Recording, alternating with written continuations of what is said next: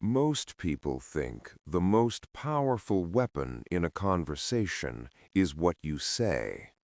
They're wrong.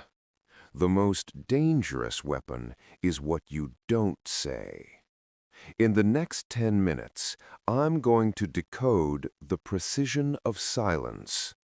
It's a technique used by high-level interrogators and social architects to make you confess things you didn't even know you were hiding. I'll show you the 4-second rule, a psychological glitch in the human brain that makes silence feel like physical pain. And more importantly, I'll show you how to spot when it's being used on you. Humans are biologically wired for conversational flow. In a standard interaction, the gap between speakers is usually only 200 milliseconds. It's almost instantaneous. But research from the University of Groningen discovered something chilling.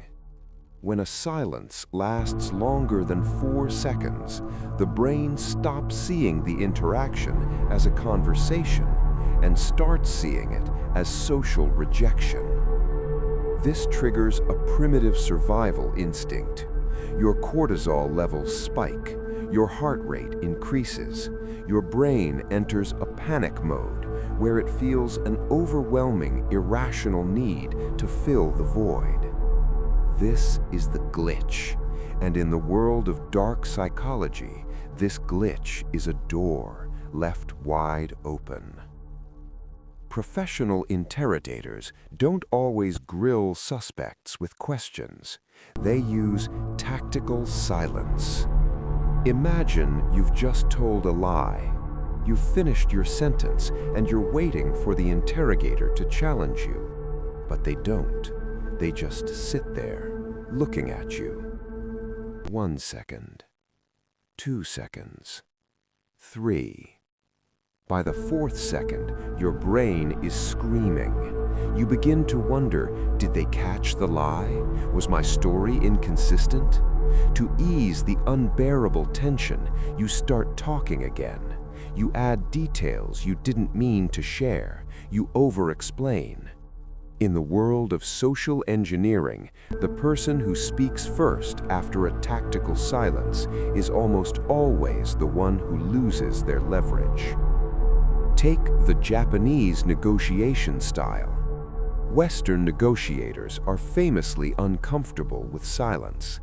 In high-stakes meetings, Japanese executives have been known to remain silent for as long as 8 seconds. While the Western side begins to sweat and lower their price just to break the awkward tension, the silent side is simply observing. They aren't being rude, they are letting the other person's own anxiety do the work for them. They understand that silence isn't an absence of communication, it's a form of absolute control. So, how do you defend yourself against a shadow architect using this on you? First, identify the count. If you feel that sudden itchy urge to keep talking after you've already made your point, recognize it for what it is, a biological trap. Second, hold the line. When you finish speaking, stop. If they remain silent, match them.